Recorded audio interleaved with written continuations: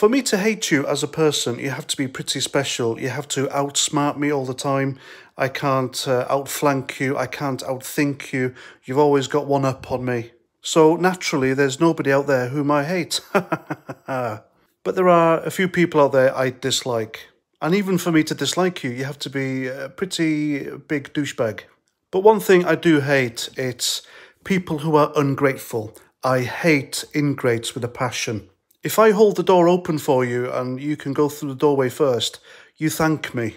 If we're driving and I give way to you, you wave at me. And if I kindly give you a shout out and promote your stuff on my channel because you've asked me so you can become a voice, then the most I want from you is a thank you and for you to be a success. I really don't expect you to run me and my channel down in your private little circles. Anyway, that being said, this video is about Emma Watson. Now, Emma Watson she's a woke actress, naturally. Most celebrities now, actors, actresses, they are woke, they're left-leaning, they're progressive, and they will always, always support the current thing.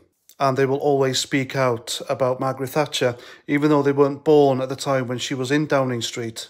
And they naturally hate Trump. These are natural traits now for you to be a successful celebrity.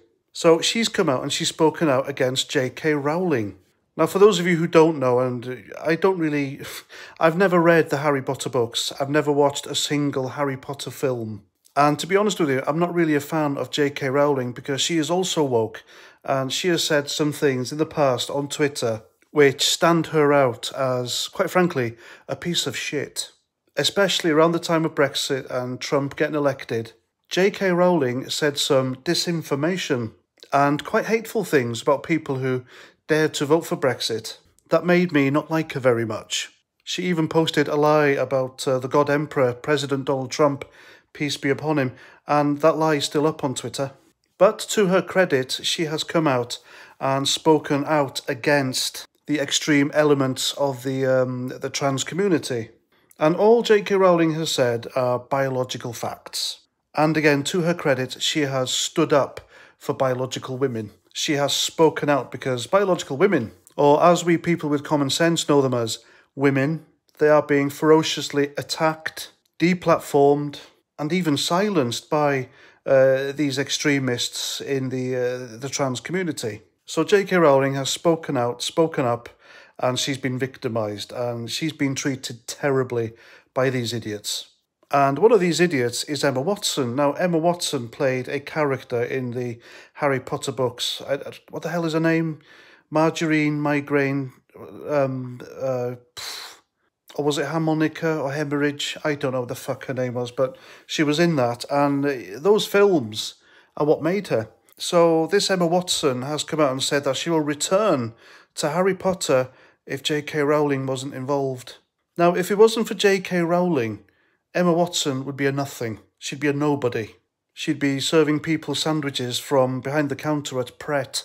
Or some bored middle-class housewife, slowly drinking herself to death with white wine and watching daytime TV, while her two kids, Reuben and Oliver, run around trashing the house while wearing a dress.